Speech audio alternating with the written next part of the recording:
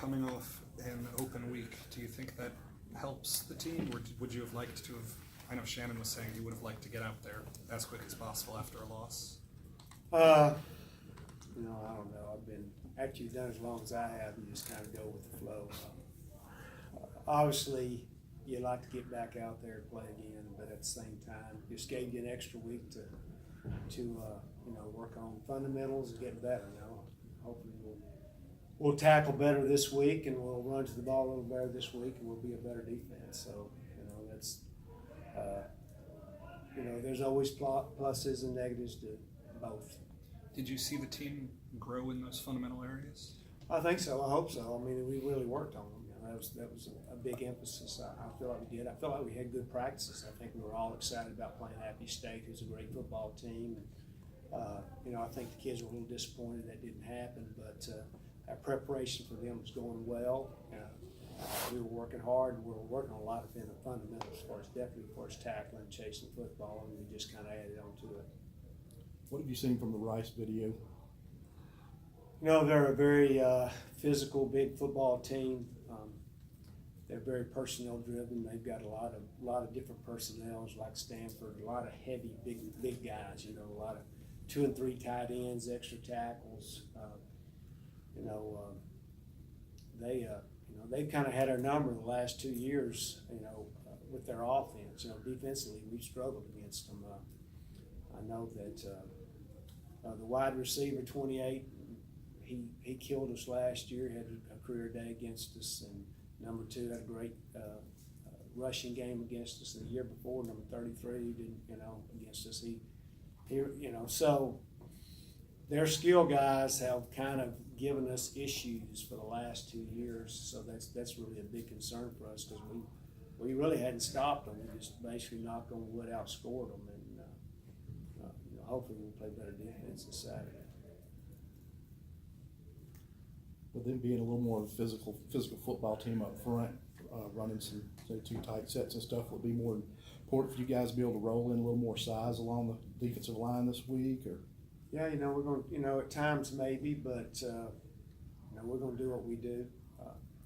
Defensively, our scheme we feel like can hold up against, hopefully can against heavy sets. That's the goal. The thing about it is kind of that's the old traditional, non-traditional now. Everybody runs a spread set, 1 back, and all of a sudden you put 2 or 3 backs in the backfield and 2 tight ends. Our kids don't even know how to line up. They haven't seen that. And they don't see that anymore. That's old school. Used to, that was just normal. And then everybody would spread. You didn't know how to line up. Now it's just the opposite. So it's, believe it or not, it gives you issues just because that's something that your players don't see very often. Does it make you want to change your personnel knowing they're going to play 2 tights? Well, you can look to do that. Same deal. You got those 11 guys on the field because we feel like those are your best 11 guys, and they know the techniques, and they know, So all of a sudden, if you move a guy in there that's bigger, he's having to learn a different position.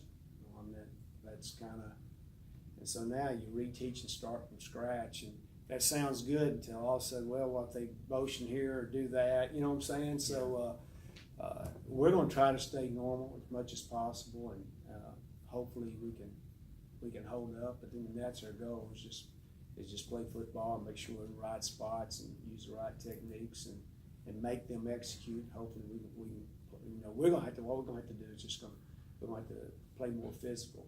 We're going to have to have nickels playing against tight ends who usually plays against wide receivers. That's the biggest thing. Corners going to have to be on the edge against tight ends, and just going to have to play well.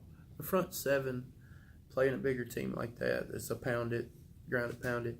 What is the most important thing for them? Is it gap? Is it just beating the guy in front of you? What do you teach at that point? Well, obviously, and I always tell our guys, you got to do your chores and you got to play. So, everybody has a gap responsibility, and so you got to control your gap and not get knocked off the ball. And then after you do that, then you can go tackle the running back or whatever. But it's just, I think that's kind of our motto is make sure you do your chores and you go home and go out and play. So that's kind of who we are. This might be silly, but is it harder to simulate a heavy set with the personnel you have on Sure your it scout is. I team? mean, yeah, absolutely it is. I mean, it's kind of like trying to simulate the wishbone or anything like that. I mean, we've been using some of our defensive linemen to be offensive tight ends, and we just, for our scout team wise, you just gotta, all of a sudden you're playing with 2 backs and 3 tight ends. Those are guys that are hard to find. It's hard to put a wide receiver, as a tight end. So, yeah, they again, when someone runs a different offense and style you're not used to, then there's some adjustment period there. Are you seeing offenses in college now? Went to the spread. Now it seems to be turning full circle and going back to it kind of happens. I laugh because we know back when I first started, they ran the 5-2 defense, and then as I started coaching, everybody started running the 4-3, and now everybody runs the 3-4, which is basically the 5-2. It's the same thing. So, football evolves, and as you look, even how it's gone to spread, used to you either ran or through it. Now you have RPOs, and now everybody's going some more closed formations, just because all of a sudden you build your defense for speed, and for spread, and that's our league mostly. Is you've got guys in there. We play 5 defensive backs, and so as we're built more for speed and for spread football teams, and now you play a closed football team, and then it brings there's some issues there. Obviously brings up some issues. Can you speak to your secondary? 3 of the top 5 tacklers on the team are in that secondary. Picasso leads, Tyler, and then Rayshawn. Can you talk a little bit about just how maybe your secondaries play? I don't know if I'm really excited when your top 3 tacklers are DBs, but in our defense, a lot of times that's how it's set up, that they're going to make a lot of tackles. You look last year, Tavares had a lot of tackles, and Bush and Kelsey, so it's kind of set up that way a lot. But we gave up a couple big plays last week. The long pass, that was bad eyes by the defense, and then the run, even though it went through the big gap, we missed a tackle in the secondary, which was a crucial play. Those two big plays,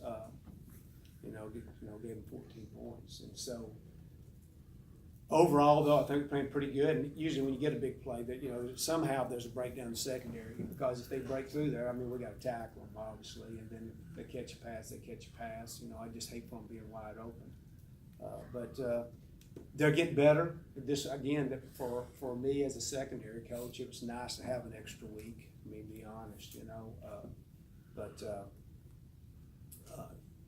hopefully, that's the goal. We got a young secondary, so hopefully each week you ask me that, I can say we're getting a little better. That's kind of that's the game plan, especially with that group. Just the experience part of it was really positive for us. We just each game got an opportunity to get better. Anything else? Thanks, Coach. Thanks, Coach. Thanks, Coach.